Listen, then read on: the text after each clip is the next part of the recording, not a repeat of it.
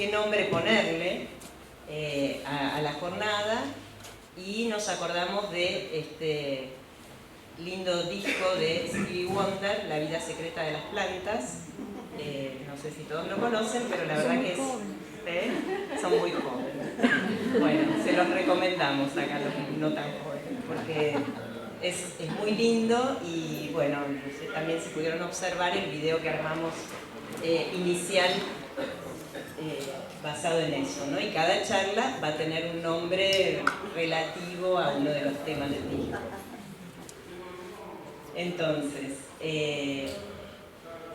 siguiendo con el diseño de la biofábrica, tenemos el área ya de trabajo de siembra, con 2 flujos laminares horizontales para poder ahí trabajar.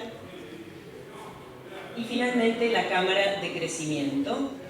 Son cámaras móviles con luces LED, control de fotoperíodo y temperatura.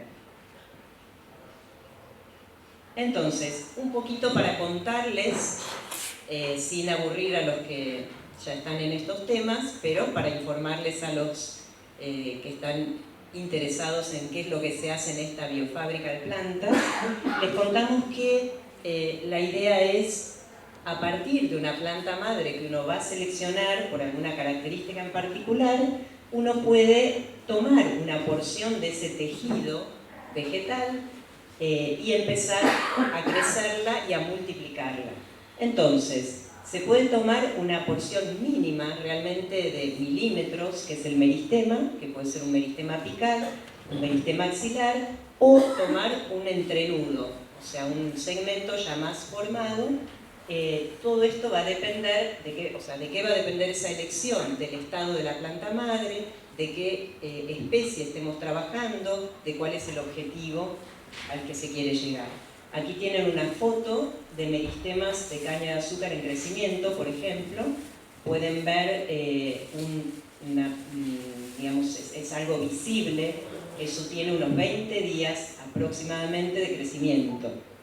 Entonces, fundamental en esa primera instancia trabajar con el tejido individualizado, separado, por si uno arrastra alguna contaminación de la planta madre. Unas trazas de elementos son cantidades realmente mínimas y por supuesto le damos fuente de hidrato de carbono porque no estamos preocupados porque la planta fotosintetice en esta instancia, queremos darle todo, facilitarle para que pueda crecer y luego, sí, cuando la saquemos de in vitro, ahí sí empezar a aclimatarse y convertirse en una planta ya formada. Por supuesto, fundamental los fitorreguladores, o sea, las hormonas vegetales que van a acompañar ese crecimiento, eso también es clave, y nos basamos en los compuestos naturales que tienen las plantas y jugar con cuál es la indicada para cada instancia. Auxinas, citoquininas, giberelinas, bueno, todas estas son las que van a generar justamente el desarrollo de la planta y hacia dónde la queremos ir diferenciando. Acá tienen, por ejemplo, los meristemas ya empezando a crecer, convirtiéndose en plantines. Entonces, esa primera etapa la llamamos, hay una normativa, digamos, podríamos decir, de clasificación de esas etapas del cultivo in vitro. La etapa 1 inicial, que es cuando queremos lograr diferenciar, empezar a introducir in vitro y diferenciar ese primer tejido, como ven en las primeras fotos, y una vez que se avanza en eso, se pasa a la etapa segunda, que ya es la producción de nuevos propágulos. En el caso que lo que uno esté buscando es clonar, o sea, empezar a reproducir esa primer planta y generar cantidad genéticamente idénticas de la planta inicial. Acá tenemos, por ejemplo, otro, así como les mostré antes, vamos a volver. Les había mostrado caña de azúcar, esto es el cultivo de yacón, después les hablo un poquito más. Esto es cultivo de arándano y esto es nogales. creciendo y desarrollando esa primera etapa del explanto hacia el plantín. Acá tenemos el ejemplo en una planta aromática, esta es una marcela, por ejemplo, pueden ver a la izquierda, si uno hace una combinación de más citoquininas que auxinas, va a lograr tener macollos, esas 8 plantitas muy crecidas, muy proliferadas, que van a ser subdivididas y pueden llegar a dar 24, o sea, una tasa de proliferación de 1 a 3. Imagínense, empezamos con 100 plantitas, si cada 20 días, 30 días dividimos, ¿en cuánto tiempo podemos llegar a 100.000 plantas? O sea, es algo que realmente un potencial interesante de producción de plantines, de nuevo les digo, genéticamente idénticas y saneados. En la foto que ven al lado, ven la planta un poco más elongada, más diferenciada. Bueno, esa sería pasar a la etapa siguiente, donde ya queremos empezar a elongarla, enraizarla y aclimatarla o rusticarla, o sea, ya sacarla de in vitro, que sea una planta condición natural. ¿Qué son los medios, este sostén y esta nutrición que le damos? La podemos hacer tanto en medio agarificado como en medios líquidos. En la biofábrica tenemos esta ventaja, que es contar con estos sistemas de inmersión temporaria, justamente permiten un crecimiento mucho más vigoroso, una oxigenación mayor. Leandro hizo su doctorado en Montpellier, con quien inventó estos sistemas, o sea que tenemos todo como para generar las mejores plantitas aquí. Acá ven entonces más cultivos. Esto, por ejemplo, es una begonia rex, una begonia muy particular, tiene un brillo muy lindo y lo que tiene de interesante es que es una planta que se puede empezar no del meristema, del tallo, sino de las nervaduras de la hoja. Entonces podemos empezar eso se llama morfogénesis directa, son las distintas técnicas que uno puede aplicar. Entonces podemos hacer así crecimiento diferenciado, llamarlo, o desdiferenciado. ¿Qué sería el desdiferenciado? Cuando queremos ir hacia la ventaja, el potencial de la célula vegetal, que es esta totipotencialidad descrita hace mucho tiempo atrás, Haberland, a principios del siglo XX, de que toda célula vegetal individual era capaz de regenerar una planta completa, con los medios de cultivo adecuados, temperatura, fotoperíodo. Entonces, eso permite un avance interesantísimo en la biotecnología vegetal. Ahí tienen esa foto chiquita, son callos también de caña de azúcar empezando a regenerar. Cuando uno necesita, por ejemplo, insertar un gen foráneo en una planta, generalmente se usa esa tecnología, hay varias y ya les van a contar más acá los siguientes oradores, pero puede generar un embrión para que a partir de ahí genere la planta completa. En este caso, acá podemos ver, no quiero aburrirlos, cómo generaríamos la morfogénesis indirecta, lo que les contaba recién con la foto, a partir entonces de la hoja, de las nervaduras. Y acá tienen un caso que es muy llamativo de ver. Eso que ven marrón son plantines de papa ya muy avejentados, porque han pasado mucho tiempo in vitro, no se les cambió el medio de cultivo, entonces empiezan a desarrollar tubérculos como condición de estrés, que es lo que ven al lado. Esos tubérculos, mini tubérculos, realmente muy chiquititos, se pueden volver a sembrar en un medio adecuado y regenerar la planta a partir de ahí. Acá tienen una visión de lo que les estoy contando. Entonces, podemos pensar en todos estos objetivos de la biofábrica.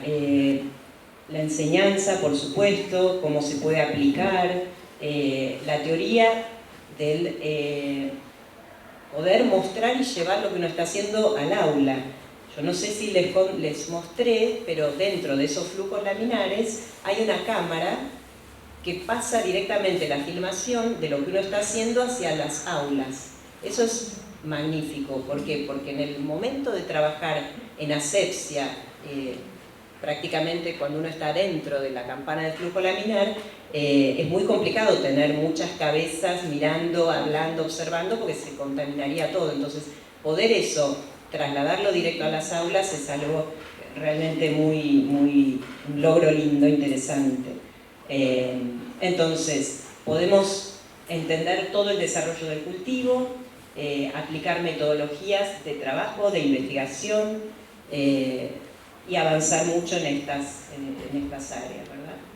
Acá tienen el yacón, de nuevo volvemos a esta planta, el Smalanthus sonchifolius. Es muy interesante porque es una planta andina, no se conoce mucho, ahora se empieza a conocer un poquito más, pero en Jujuy, Salta, Tucumán la están cultivando, y sobre todo en la Universidad Nacional de Tucumán hay investigadores que están trabajando, hay muchas publicaciones, realmente están haciendo un trabajo muy lindo, y viendo también las ventajas en cuanto a compuestos bioactivos, ¿no?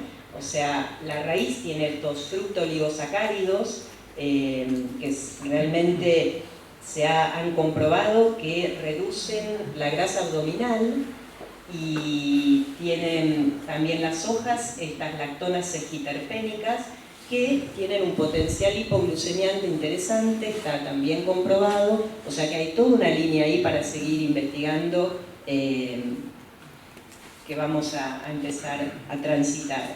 Aquí tienen la visión de cómo es la planta. In vitro crece muy bien, y también la estamos empezando a crecer en medios líquidos. Entonces, esto es como para contarles la parte que no era tan directa, digamos, cómo pasamos cuando hacemos una desdiferenciación, o sea, pasar por ese estadio de callo, y a partir de ahí empezar a generar los plantines por otras vías, ¿no?, de crecimiento de medios de cultivo.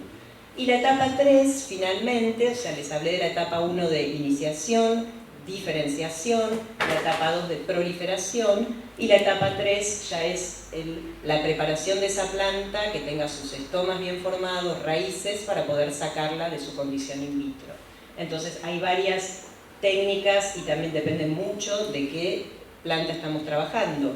Algunas necesitan enraizarse con un regulador, o sea, forzar ese enraizamiento para que después sobreviva bien a su trasplante ex vitro, y otras echan raíces fácilmente, por ejemplo el aloe uno lo crece, y finalmente cuando esas citoquininas se agotan empieza a alargar raíces in vitro.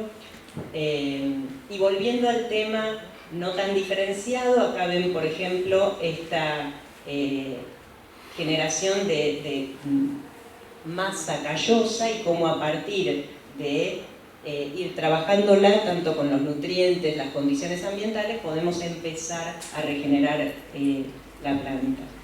Esto es para que vean también la parte ya fuera del laboratorio. Imagínense la cantidad de plantines chiquitos que pueden entrar en un vivero ya de aclimatación. Luego va a haber que ir traspasando ese cultivo recién salido de in vitro a macetas, y que empiecen a generar, digamos, su propia vida. Bueno, otro de los temas es el control fitosanitario y varietal, fundamental. No solo saber que uno está entrando en una planta limpia, muchas veces ha pasado de que plantas enfermas se tratan de sanear por estas técnicas, y eso también es posible. Hay distintos métodos, desde el ensayo en plantas indicadoras, los test ELISA y las PCR, para poder llegar a entender esa planta qué enfermedad tiene y lograr limpiarla. Termotratamientos es algo que se hace bastante en meristemas, y se logra tener entonces plantas sanas para seguir avanzando. Y en cuanto al control varietal, Por ejemplo, el caso de arándanos, los arándanos no mira el plantín y si no es experto los ve todos iguales, prácticamente, viendo las hojas, la forma de la planta. Ahora puede llegar a dar una fruta 5 meses antes que otro, entonces cambia la cuestión económica muchísimo. O sea, si pensamos en que eso va a ser un fruto que finalmente se va a exportar, en qué momento. Entonces es fundamental también, al hacer esta cantidad de plantas, poder estar seguros de qué variedad estamos trabajando. Y hay distintas técnicas de biología molecular para poder identificar variedades y entonces estar trabajando sobre algo seguro. En el aloe también, esto me gusta mostrarlo porque mucha gente habla del aloe vera y en realidad el aloe vera lo hemos visto pocas veces. Es el que vemos a la derecha, que tiene una flor amarilla. El otro que solemos ver es aloe arborescens o aloe saponaria. Y hay una gran cantidad de variedades también. Y finalmente, bueno, mostrarles cómo uno puede comparar genéticamente esas variedades. Bueno, esto es para darle pie a quienes van a seguir ahora la charla, todo este conocimiento del crecimiento de una planta y de cómo trabajarla in vitro permite después empezar a hacer ingeniería genética, manipular esa planta para lograr algún otro objetivo, y es digno de reconocer que en Argentina se trabaja muy bien en esto. Tenemos el grupo de la Universidad del Litoral, que han hecho la soja resistente a sequía, con la doctora Raquel Chan, y la papa resistente a virus, que es un proyecto que ha llevado años, que se empezó con el doctor Fernando Bravo Almonacid y el doctor Alejandro Mentaverri en el Instituto de Ingeniería Genética y Biología Experimental, en el INGEBI. Eso, por ejemplo, una vez que se logra, se necesita, una vez que uno tiene la planta modificada, generar cantidad. Entonces ahí acuden a alguna posibilidad como estas, una planta que pueda generarse en cantidad idéntica y después empezar las etapas regulatorias, todo lo que implica, que eso les van a contar, el aprobar una planta y que digan, bueno, esto es una planta segura, se puede sacar de laboratorio.